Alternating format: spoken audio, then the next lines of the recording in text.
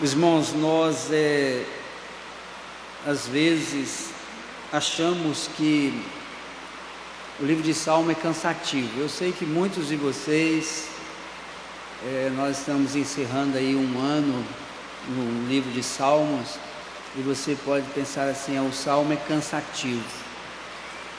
Os Salmos eles são cansativos quando você não para aprofundar e refletir de forma mais profunda nos Salmos, porque nós o lemos assim de forma muito superficial. Cada salmo ele tem praticamente um momento específico da vida do salmista, quando ele escreve esse salmo, e todos eles têm uma situação específica. Se você descobre em cada salmo essa situação, você enquadra ela na sua vida, você vai ver que aquele salmo ele é útil para a sua vida, ele é útil para o seu crescimento espiritual, ele te dá diversas orientações relacionadas com a sua vida diária. Por que nós achamos muitas vezes que o salmo ele é repetitivo? Porque normalmente nós encontramos no salmo uma situação da vida do salmista em que ele vai resolvê-la, ou ele vai levar aquela situação diante de Deus. Mas então por que a gente sente que é repetitivo? Porque nós não valorizamos essa prática de estar analisando a nossa vida, as situações da nossa vida, e levando diante daquele que verdadeiramente pode nos ajudar e trabalhar a nossa vida. O Salmo 39 é mais um nessa mesma circunstância. Ele começa dizendo: ao mestre de canto, Jeduntum, Salmo de Davi. Nós vamos ler o Salmo à medida que nós vamos discorrendo sobre ele. Esse Jeduntum era um dos principais cantores que a história bíblica relata. Esse homem, ele era da família de Davi, e Davi escreve este salmo não para ele, mas com certeza para ser cantado por ele, para ser ele que talvez fosse aquele que iria cantar este salmo, ou colocar música, ou qualquer coisa nesse sentido. Então, alguns pensam que nesse salmo Davi está passando por um momento de enfermidade. Esse é o pensamento de que alguns analistas do texto acham que Davi está passando por um momento de enfermidade, mas tudo indica neste salmo que ele está passando por um momento de diversas aflições. Preste atenção: se você agora aqui, você começa a enquadrar o salmo dentro da situação de sua vida, você tem que entender o seguinte: este salmo foi escrito por Davi num momento de diversas aflições na sua vida. Então, numa circunstância em que você se encontra em aflição, este salmo vai te dar uma orientação sobre este momento de vida. E como o salmo anterior, que nós vimos, o 38, a aflição que Davi sofre aqui é em decorrência do pecado. Nós vamos ver isso no salmo. É em decorrência do seu próprio pecado. Não é uma aflição que veio de alguma ação externa a ele, uma perseguição de inimigo, ou uma perseguição que você possa ter lá no seu trabalho, na escola, na sua família, ou algum problema externo, mas é algo que ele sofre por problemas internos, por problemas do seu próprio pecado. Essa era uma aflição profunda e leva Davi a fazer uma reflexão. Nós vamos ver isso no salmo. Uma reflexão sobre a vida, e leva ele a entender que a vida é insignificante. Vocês lembram aqui do que foi lido aqui na liturgia, com relação a Eclesiastes capítulo 9. Quando o autor de Eclesiastes, o profeta, ele vai dizer que a vida é passageira e que vai chegando o dia que vão cair os moedores da boca, ou seja, as pessoas vão ficando velhas, vão ficando banguelas, não conseguem enxergar, não conseguem, um gafanhoto se torna pesado, e ele começa, aquele texto que nós lemos, começa dizendo: enquanto você é jovem, serve ao Senhor, porque chegarão dias que isso será difícil para você. O salmo é o que mais, este salmo é o que mais reflete Eclesiastes. Então, como todo salmo, ele mostra uma situação de vida. Todo salmo mostra uma situação de vida. Então, quando você vai ler um salmo, você tem que aplicá-lo na situação da sua vida. Quando você lê o salmo imaginando a vida de Davi, ele se torna cansativo para você. Aí as mensagens de salmo, você vai ficar pensando assim: tomara que acabe logo. Mas quando você se localiza dentro da situação em que Davi passava, ou qualquer outro salmista que nós vamos encontrar no livro de Salmo, você vai se localizar dentro daquela situação, você vai entender o texto e vai saber o que fazer se você estiver vivendo naquela situação ou se você estiver futuramente passando por uma situação igual. Este salmo ele se divide em duas partes. A primeira delas está do versículo 1 até o versículo de número 3, quando Davi vai fazer uma reflexão. De 1 a 3 diz assim: disse comigo mesmo, guardarei os meus caminhos para não pecar com a língua, porém mordaça a minha boca enquanto estiver na minha presença o ímpio. Emudeci em silêncio, calei acerca do bem e a minha dor se agravou. Esbraseou-se-me no peito o coração, enquanto eu meditava, ateou-se o fogo, então disse eu com a própria língua. Meus irmãos, Davi está passando por um momento de uma reflexão profunda. Ele está passando por um momento de aflição. Note que ele fala que ele cala, ele vai fazer uma reflexão sobre a sua vida, ele vai dizer que ele não vai falar, ele decide pelo silêncio, diante daquelas pessoas que estão ao redor dele, que ele diz: eu vou me calar diante do ímpio.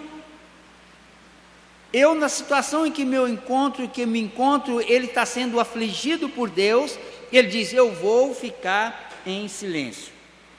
Ele oculta a sua tristeza, ele tenta não demonstrar para as pessoas a tristeza que ele está sofrendo, para não pecar diante de Deus. Meus irmãos, isso é muito comum na nossa vida. Quando nós estamos sofrendo muitas vezes aflições por qualquer motivo que seja, principalmente por causa de pecado, a nossa tendência é fazer o quê? Calar. A nossa tendência é não falar. E ele cala-se até acerca do bem, quando ele diz que eu não vou nem falar acerca do bem. Ele diz no versículo 2: emudeci em silêncio, calei acerca do bem. Nem o bem que eu posso fazer, eu não estou falando, eu estou calado. Eu vou me silenciar. Irmãos, isso é muito comum na nossa vida. Quando nós estamos passando por aflição, quando nós estamos passando por luta, principalmente com relação ao nosso próprio pecado, a nossa tendência é calar. A sua dor, ele se agrava quando ele se cala. Olha o que ele diz no versículo 3: esbraseou-se-me, ou seja, o meu peito, o meu coração esquentou, fez como brasa, enquanto eu meditava, ateou-se o fogo. A meditação que ele se dispõe a fazer sobre a sua vida, fez com que ele não suportasse a sua angústia e a sua aflição, e ele resolve falar. ele resolve falar. Ele toma uma decisão de falar. Como todo momento de reflexão deve nos levar a conversar, meus irmãos, aqui Davi toma uma decisão de conversar com Deus. Aqui eu gostaria que você estivesse pensando aqui um pouco no ensinamento que essa primeira parte do texto nos dá. Toda vez que nós passamos por aflição, principalmente por causa do nosso pecado, primeiro momento, nós às vezes entramos num momento de reflexão, de meditação, e acontece como aconteceu com Davi, acontece conosco, quando nós começamos a quase que inflamar por dentro e resolvemos a falar. O grande problema nosso é que quando resolvemos a falar com pessoas erradas. Vamos falar dos nossos pecados, vamos falar de muitas vezes de uma aflição que Deus está me dando por causa de um problema, vamos falar de coisas que nós estamos fazendo, mas com quem? Com um fofoqueiro qualquer, ou com uma fofoqueira qualquer, ou com alguém que não sabe te dar o menor conselho, com alguém que você vai se desabafar e você acaba falando com quem não devia. O texto é claro, ele diz, olha, eu cansei, eu estou cansado, eu resolvi falar. E aí ele vai resolver falar, e vai falar com quem? Com o Senhor. Ele vai falar com Deus. E ele começa no versículo 4, dá-me a conhecer, Senhor, o meu fim, e ele vai falar do versículo 4 até o versículo 13, ele vai ter uma conversa com o Pai, e o versículo 4 ao versículo 6, vocês vão notar que ele vai fazer uma sequência. A primeira coisa que ele faz, do versículo 4 ao 6, ele pede conhecimento a Deus. Lembre-se, ele está passando por um momento de aflição, ele se cala, não aguenta ficar calado, vai falar com Deus. Aí ele começa no versículo 4, dá-me a conhecer, Senhor, o meu fim, e qual a soma dos meus dias, para que eu reconheça a minha fragilidade. Deste aos meus dias o comprimento de alguns palmos, a tua presença, o prazo da minha vida é nada. Na verdade, todo homem, por mais firme que esteja, é pura vaidade. Com efeito, passa o homem como uma sombra, em vão se inquieta, amontoa tesouros e não sabe quem os levará. Meus irmãos, a primeira palavra que Davi fala com o Senhor, com o Pai, é que a nossa vida, ela é uma vida insignificante, passageira. Aqui nós encontramos uma sequência lógica. A primeira coisa que ele precisa é de conhecimento, e ele faz uma análise da sua própria vida. Essa deve ser a nossa atitude em situação parecida com Davi. Nós temos que entender que a nossa vida, ela é curta, que a nossa vida é passageira. E aqui eu quero dar uma palavra principalmente para os mais jovens. Tem aí os jovens adolescentes, que acham que a vida é longa. Deveriam sim olhar para os mais idosos e perguntar a eles, a vida é longa ou a vida é curta? Vai encontrar com os mais idosos, vão dizer, a vida é muito curta. O jovem pensa que a vida é longa, e que ele pode viver de qualquer maneira. O que Davi está dizendo aqui é que ele entendia. Por isso a gente pode dizer que, analisando o Salmo, Davi, quando ele escreve esse Salmo, provavelmente ele já estivesse mais velho, mais no final da vida. E ele vai fazer algumas considerações aqui. Ele vai dizer que a vida é curta, que mesmo conhecendo os dias que ele viveria, que isso mostraria a ele a fragilidade dele. Ele diz isso, a soma dos meus dias, para que eu conheça a minha fragilidade. Eu quero que o Senhor me fale a soma dos meus dias, porque se eu conhecer a soma dos meus dias, isso vai mostrar o quanto eu sou fraco, o quanto eu sou frágil.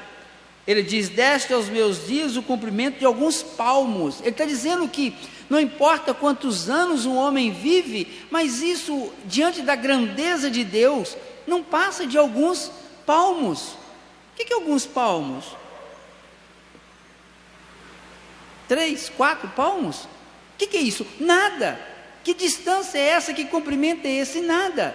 3 palmos não é nada. O que ele está dizendo é o seguinte, que nessa reflexão, ele chegou à conclusão: a minha vida não é nada. Eu tenho uma vida curta. Na verdade, todo homem, por mais firme que esteja, por mais firme que o homem esteja, é pura vaidade. É o que ele está dizendo no versículo 5. A tua presença, o prazo da minha vida é nada. Na verdade, todo homem, por mais firme que esteja, é pura vaidade. Nesse momento de reflexão dele, ele está dizendo que o vigor do homem não passa de vaidade. Aí quando você pega um salmo desse, aí isso é Davi, não é Davi não, você tem que parar e pensar. Você jovem que está aí na força, com 15, 16, 18, 20 anos, 30 anos, estou com força, estou com vigor, vou fazer, isso tudo é vaidade. Isso tudo é vaidade.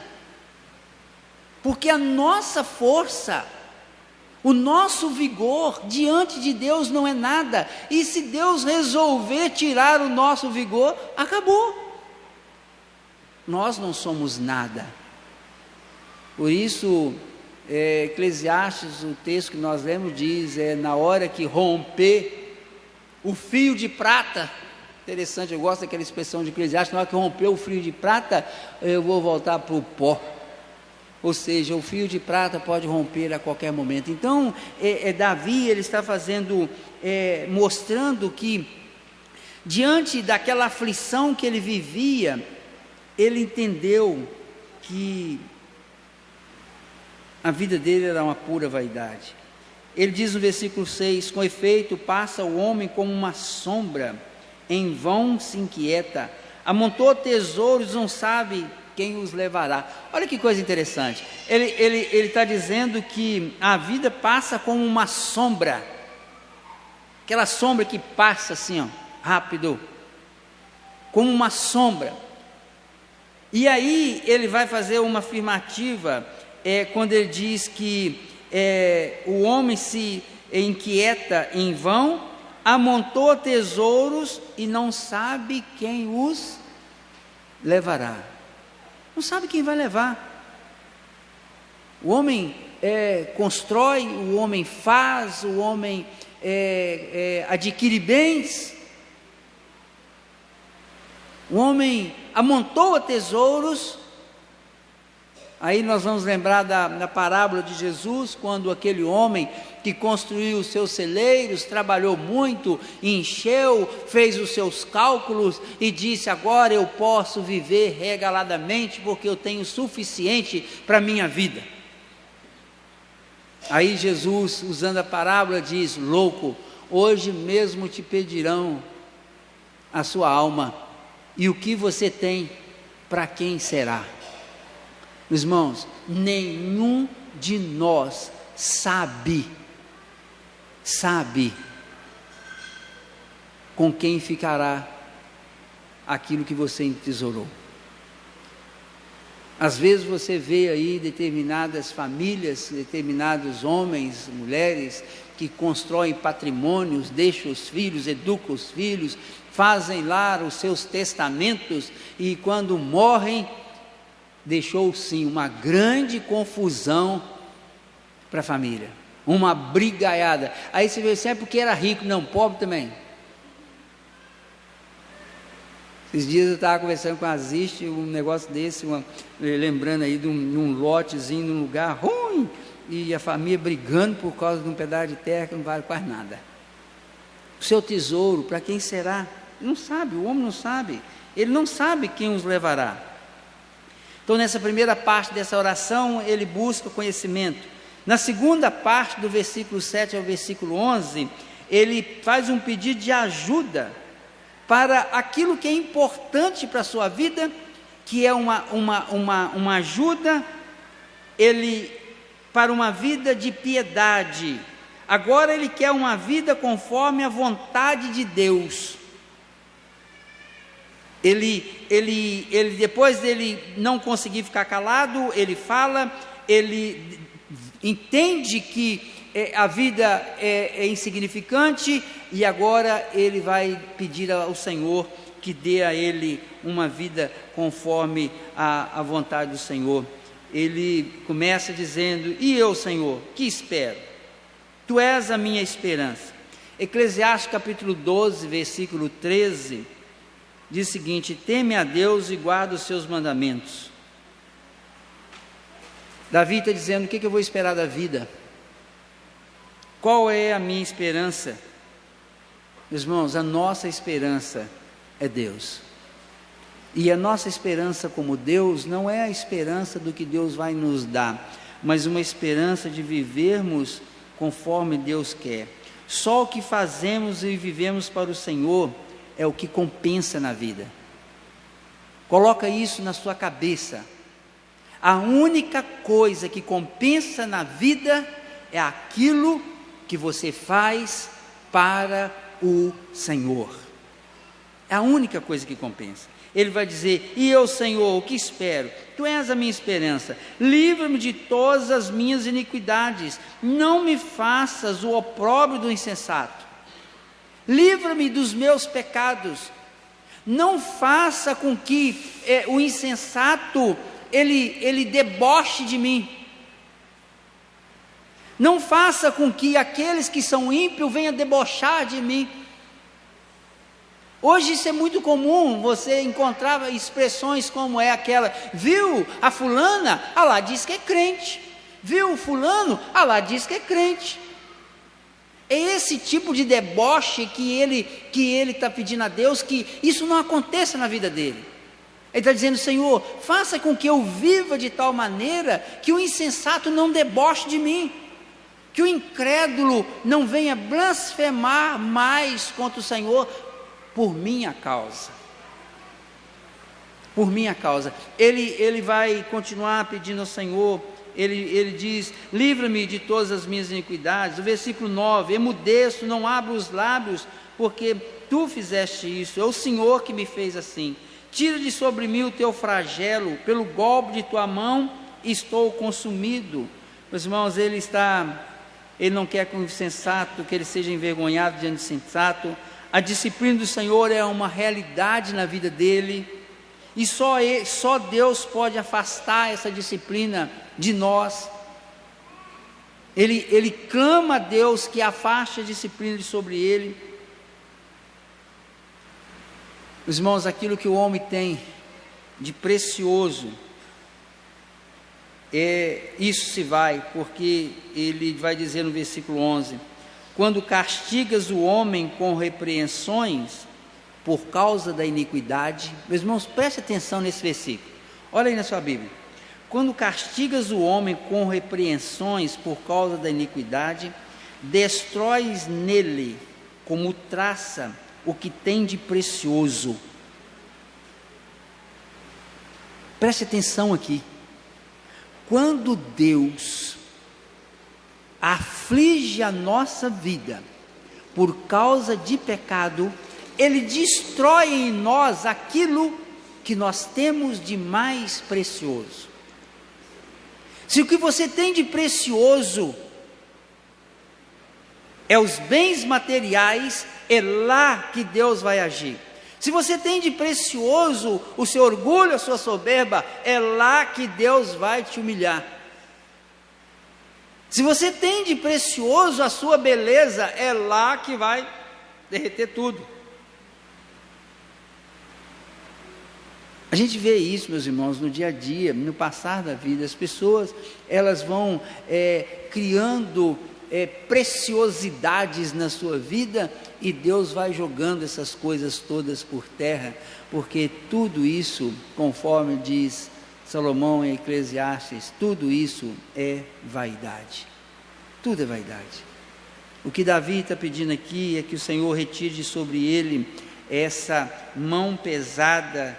Ele diz, com efeito todo homem, mais uma vez ele volta a afirmar no final do versículo 11, com efeito todo homem é pura vaidade. É pura vaidade. A vida é vaidade. O salmo é cansativo. Você parou para pensar que a sua vida é vaidade? Que o que mais importante que você tem na vida é teme a Deus, sirva ao Senhor, sirva ao Senhor.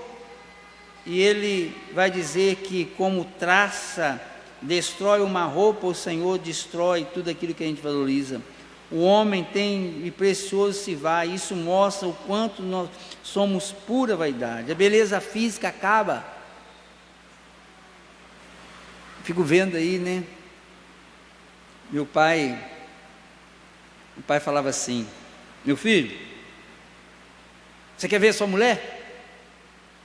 Sua namorada? Ele falava mulher, não falava namorada, né? Porque eu não era casado.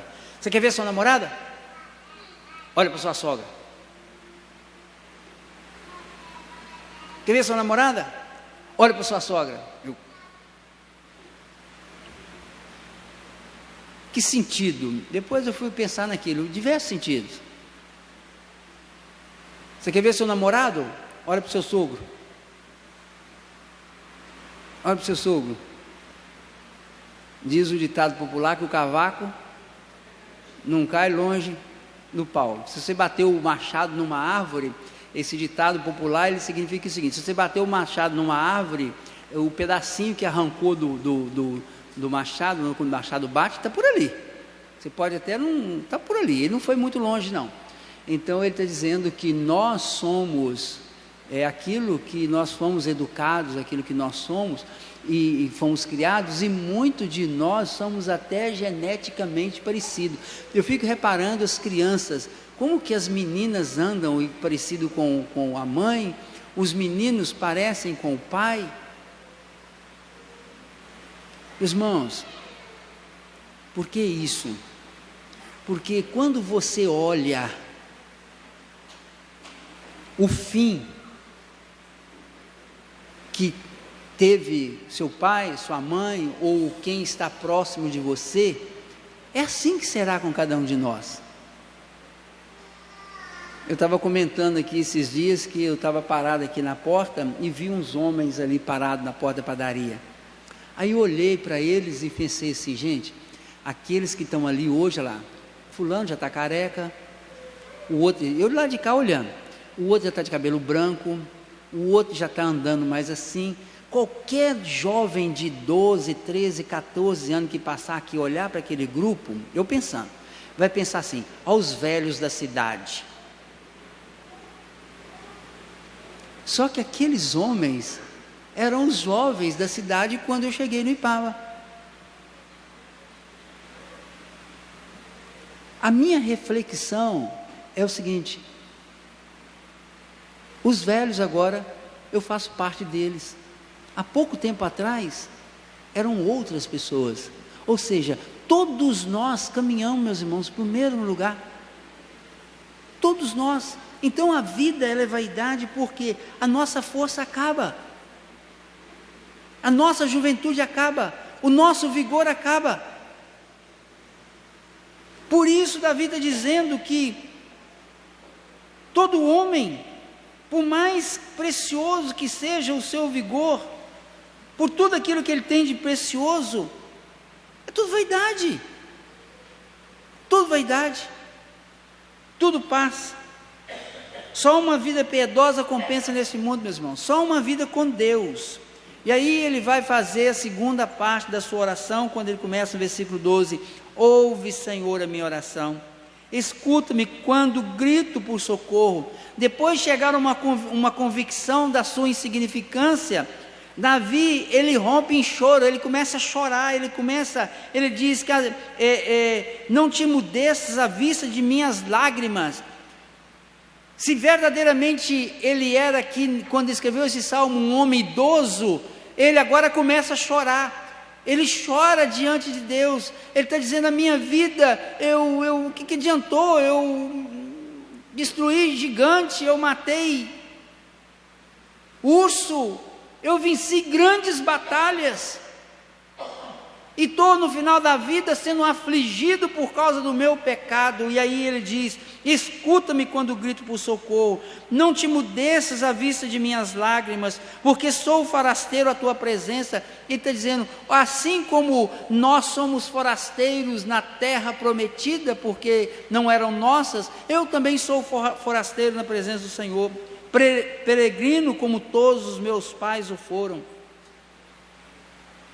Desvia de mim o olhar para que eu tome alento antes que eu passe e deixe de existir. Ele está dizendo: Senhor, tira essa aflição de sobre mim.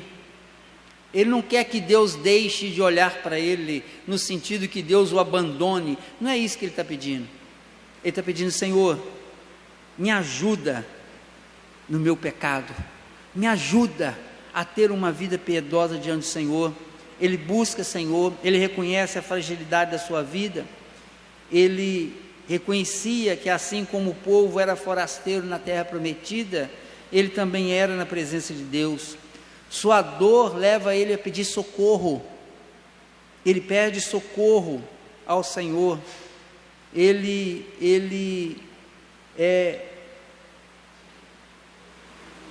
busca em Deus alento antes de sua morte. Talvez, meus irmãos, a tristeza diante da disciplina do Senhor e do reconhecimento da sua insignificância faz Davi pedir isso a Deus. Diante do final da sua vida, ao perceber que a vida é insignificante, ele chora diante de Deus, ele grita diante de Deus. E, meus irmãos, nós estamos vendo isso no nosso dia a dia. Nós estamos vendo isso no nosso dia a dia. Nós cantamos aqui sobre o céu, um dos hinos que nós cantamos, sobre o lar lá no céu. E é interessante que a casa da igreja fica ali encostada na igreja católica, e quando toca aquela musiquinha que todo mundo conhece, né? Eu acho que o povo do Ipaba todo conhece aquela musiquinha de cor, que aí toca a musiquinha, o que a gente faz? Para todo mundo e... né? E se quiser saber quem morreu, só perguntar ao Denilson, que o Denilson dá a notícia de todo mundo, que o Denilson fica anotando, né, Denilson? Ele fica notando essa semana já foi 2, essa semana já foi 3, foi fulano, foi Beltrano. Aí toca aquela musiquinha e eu fico pensando, né? Normalmente, a maioria das vezes, são pessoas idosas. Aí a mãe de fulano, Beltrano. Meus irmãos, olha o que Davi está dizendo aqui: desvia de mim o olhar para que eu tome alento antes que eu passe e deixe de existir.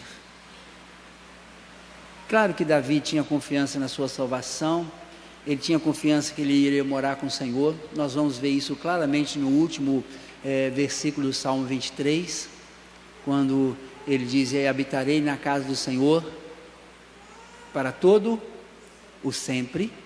Davi tinha certeza da sua salvação.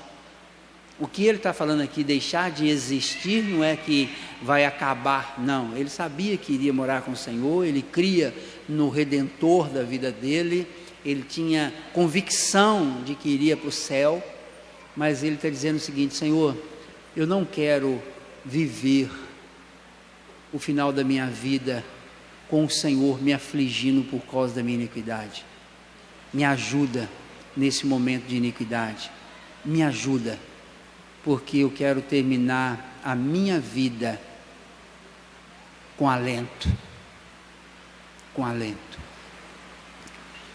Como eu disse aqui no início, todo salmo é circunstancial, todo salmo tem uma circunstância em que o salmista o escreveu.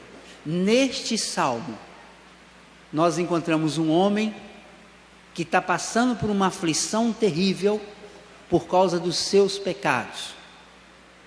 Ele se cala, não aguenta ficar no silêncio por causa do pecado e vai falar. E fala com a pessoa certa, ele fala com Deus. Reconhece a sua insignificância, reconhece que Deus, ao pesar a mão, acaba com tudo de precioso que o homem tem, e ora a esse Deus e pede a Ele forças para que ele viva conforme a vontade de Deus. Por que eu digo que os Salmos, ele é para cada momento da nossa vida? É porque nós precisamos meditar sobre a vida que nós estamos vivendo, sobre como nós estamos vivendo, sobre a nossa fragilidade diante da disciplina do Senhor. Se o Senhor decide nos disciplinar por causa dos nossos pecados, nós somos frágeis. A mão de Deus é mão pesada. É mão pesada. E nós devemos recorrer a Ele, porque só Ele pode aliviar a nossa mão. E diante do pouco de vida que nós temos que nos preocupar, meus irmãos, em viver piedosamente junto ao Senhor, porque a vida é breve. E o que mais importa na vida é: teme ao Senhor, diz Salomão em Eclesiastes. Teme ao Senhor, sirva ao Senhor, sirva ao Senhor. Eu olho para vocês e vejo pessoas que começaram aqui nessa igreja adolescentes, hoje são homens e mulheres. Tem gente aí que eu conheci aqui, adolescente, já está virando quase a avó, né, Sandrinha? Daqui um dia é a avó, né? Não, Nicole? Meus irmãos, a vida passa rápido. A vida passa rápido. O que nós devemos fazer na vida é servir ao Senhor com integridade, com fidelidade, para a glória do Senhor, para o louvor do nome do Senhor.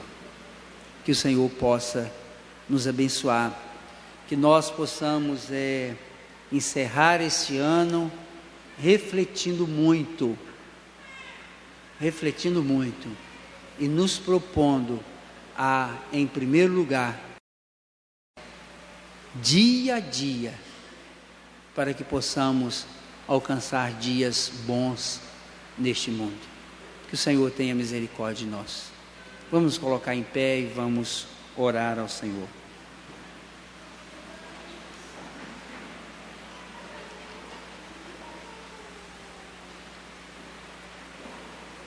Pai querido, nós queremos colocar a nossa vida diante do Senhor. Queremos que o Teu Espírito trabalhe no nosso coração, para que possamos, ó Deus, entender e realmente refletir na fragilidade da nossa vida, nas disciplinas do Senhor sobre nós. Possamos zelar, ó Pai, e abandonar o nosso pecado, que possamos viver conforme a vontade do Senhor e com a nossa vida pautada na Tua Palavra, para agradar ao Senhor, sabendo, Deus, que tudo neste mundo é vaidade e que, na verdade, o que importa é aquilo que fazemos para o Senhor, com o Senhor, pelo Senhor, é o que nós iremos apresentar diante do Senhor na Tua volta. Por isso, ó Pai, que o Senhor esteja abençoando as nossas vidas, que o Senhor esteja nos levando a refletir sobre a brevidade dela e que possamos, ó Pai, dedicar realmente aquilo que é importante para a glória do Teu nome. Leva-nos para os nossos lares com a Tua bênção. Que a graça do nosso Senhor e Salvador Jesus Cristo, que morreu na cruz do Calvário por nós, o amor do nosso Deus e Pai, que nos escolheu antes da fundação do mundo, a direção e unção do Espírito esteja sobre cada um de vós e sobre todo o povo de Deus espalhado sobre a terra, hoje e para todos sempre.